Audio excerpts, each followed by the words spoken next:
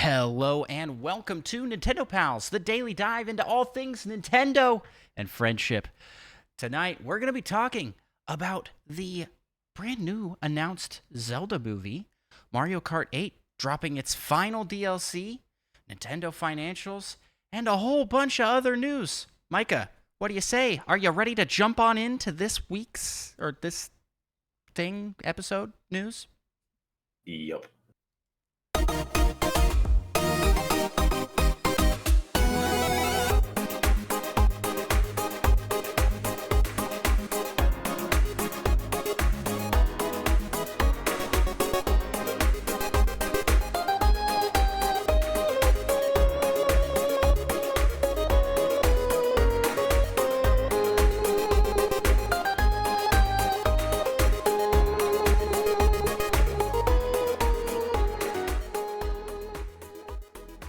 Greetings, fellow Nintendo pals. It's been a week. It's actually been a huge week for news. So much so, in fact, that we're actually going to be breaking this up into 2 episodes of discussion. First, we're just going to be talking news that dropped this week, but then we're going to have a whole episode dedicated to talking about Nintendo financials. So stay tuned for later in the week for that discussion. Micah, why don't you go ahead and hit us with our first news item here? First news item, you say? Yeah, and it's not because I don't have it up currently. Is that the big news item? I was going back to where the news started. Good. No, that's from last week. I should have been at the right spot here. Well, there's a live-action Zelda movie coming out. Heck at yeah! some point. Heck yeah! Live-action Zelda movie. Micah, I haven't talked to you about this at all. What do you think on this one? Well, it has potential to be good. There's a lot of good lore and stuff they could pull from, but at the same time, it might be kind of hard to translate The Legend of Zelda to live action. Yeah, I will admit that I am very nervous for this film. It's one where I'm like, I hope it's good. I hope it's not bad. Miyamoto posted out on Twitter through the Nintendo account, said, "This is Miyamoto." I love how he starts his tweets like that.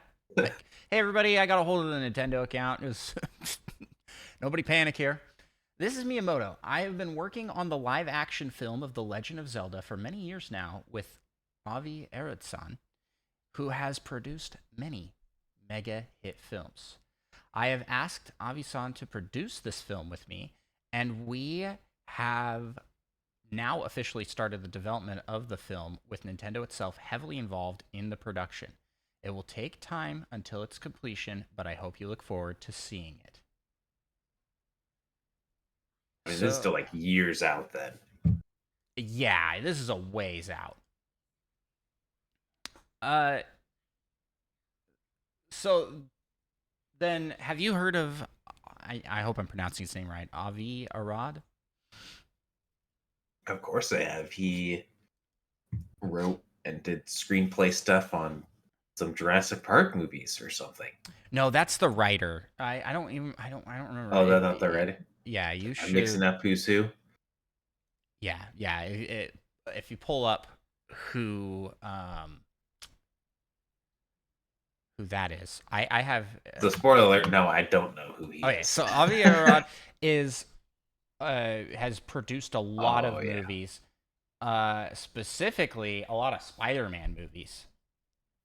He was producer and involved with Spider-Man, Spider-Man 3, Spider-Man in the Spider-Verse films, New Venom, Spider-Man No Way Home, and, of course, acclaimed Morbius.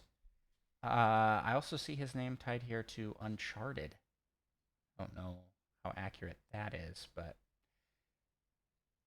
yeah. So he's got a lot of mega hits under his belt, but he also has a lot of mega stinkers under his belt. I was like, I don't know if this makes me excited or more nervous for how this is gonna go. But then there was also news that the who's working on writing for this thing.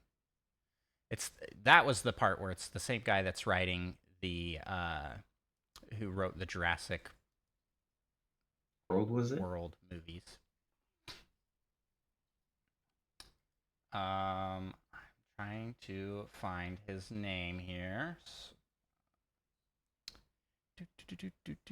Derek Connolly. Now, Derek Connolly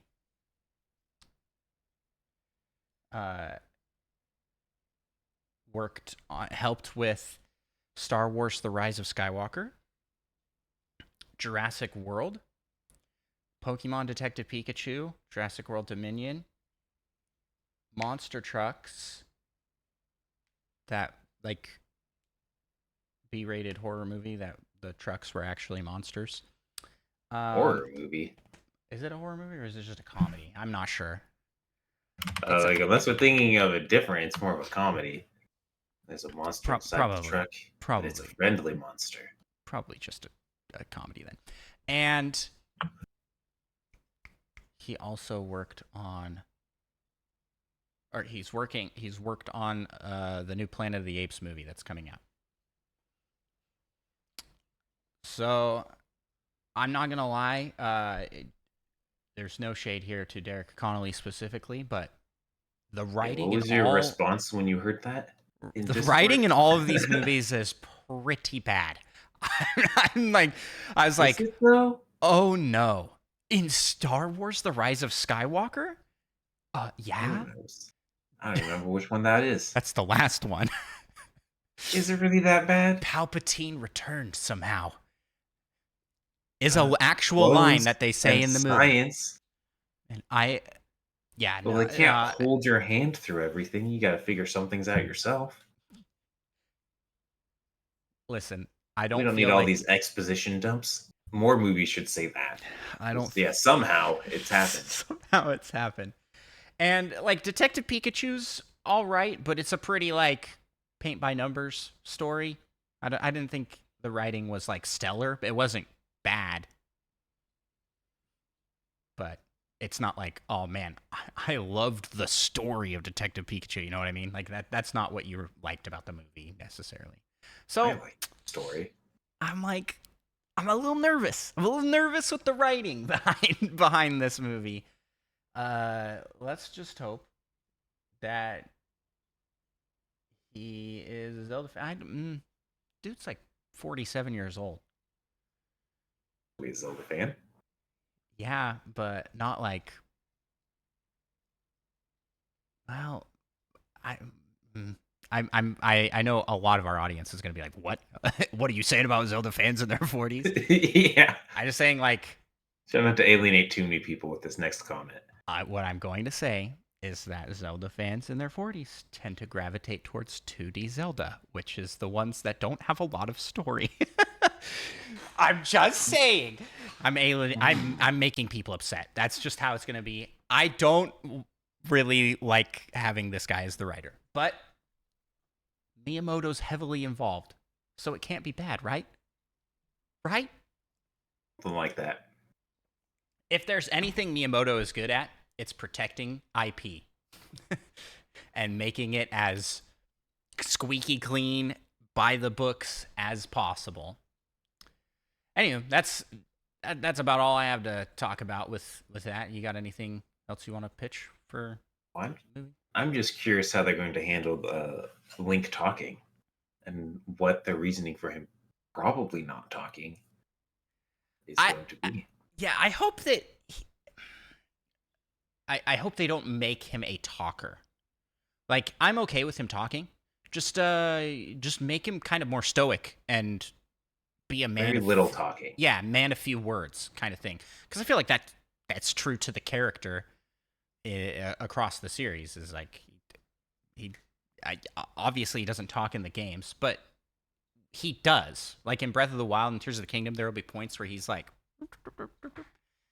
but he doesn't say anything, you know? I can't see your face. I don't know what your reaction to that statement was. Yeah, okay. Yeah, you're the same. You and Link are the same. Well, I'm curious. I'm curious to hear who you think they will cast for each of these for each of the roles in this movie. And maybe you're curious to hear what I have to say. Well, guess what? We're doing an episode on that this week. We have those right here. We have them right here. I'm excited to go through them. Anywho, I think that's like the next episode, right? Like that's the one we do next. Yeah, but let's jump out of this because we'll be talking more about this movie. The more we learn about it, it's gonna be a long time in the future. So hopefully things go well for development. We saw some leaked footage of a guy playing Hogwarts Legacy early. And I mean, Switch, right? Yes, on Switch. And that releases when? I'm like looking up. This month, isn't it? Right? It's like real soon. When is it coming to Nintendo Switch?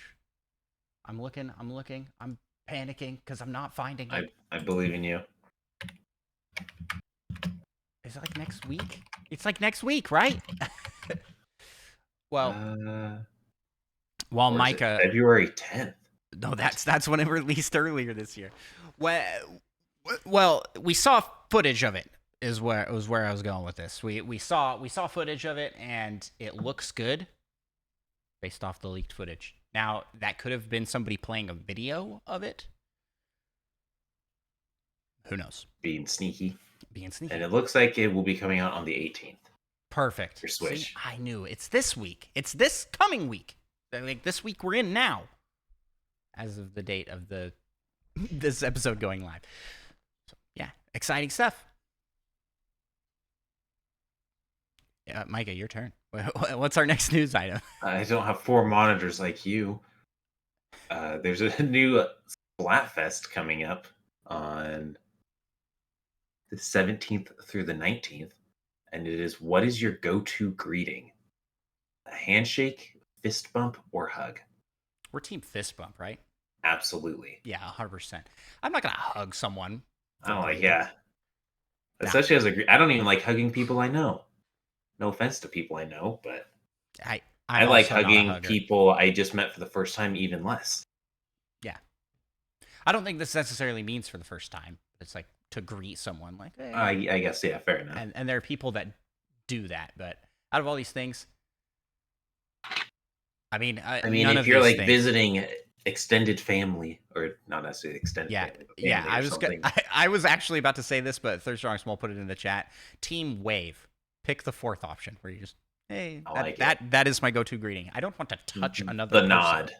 Yeah, like, sup. or the chin up. Like what? Instead of the nod up. Yeah, true. The chin point. So good. Who's manning which team? Is fist bump my boy? Big man? I don't know. My man. If they go in order of how the hosts sit and whatnot, it would be Shiver, handshake, Fry, fist bump, and big man hug. But I don't actually know if that's how it is. Yeah. Yeah. Oh, Micah, look at that. As part of the announcement, they have, as scientists, we're disappointed that terse nod was left out. Pretty good. Yeah. It's true. We totally missed talking about this in the Zelda movie announcement, but they announced that they are working with Sony Pictures to make this movie, which is bonkers weird that Nintendo and Sony are teaming up to make so this friendly. Zelda movie. What's going on? Is Sony gonna sabotage from the inside? This will hurt future console sales. If the movie's bad, we know who to blame. Yeah, they're just the scapegoat. That's why Nintendo's working with them in case Yeah, things go wrong. 100%. Yeah. So what else do we got to cover with the news here? Oh, they also announced that Wes Ball is the person directing, and I don't know anything about that person. And that's where that will end. Yeah, Giant fuzz fall from my ceiling.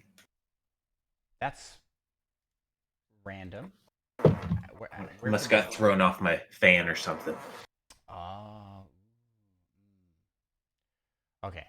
Now for the remainder of our news here, I actually do have notes for some of these things here. So linebacker Blake Martinez joins the Panthers after Pokemon card scandal is a headline I saw this week, and I was very like, what's going on here? So this was a football player who decided to retire, and he's like, I'm gonna pursue other hobbies, and those other hobbies were selling sports and Pokemon cards. And after some scandals with falsifying information and lying about cards they were selling, seems like his side hustle was shut down. And he's back to playing football. There you go. Huh. I don't even know what to say. Pokemon cards claims another victim to a world of crime. And then lastly, for news, I learned this week from a Twitter post. I am sorry, I'm not going to credit the person who posted it because I don't remember. Apologize. But I learned that in Mario 3D World, you can use a double cherry to switch bodies with another character. Did you know this was a thing, Micah? Nope. Yeah, so if you grab a double cherry in multiplayer, if the other person ground pounds on a clone's head, it will turn into them. Using this process, you can change your original character. If you've got 3 characters, we'll say Mario, Luigi, and a second Mario. And Luigi comes over and ground pounds on Mario's head to become Luigi. And then Mario goes to the original Luigi and ground pounds on his head. Original Luigi will turn into Mario.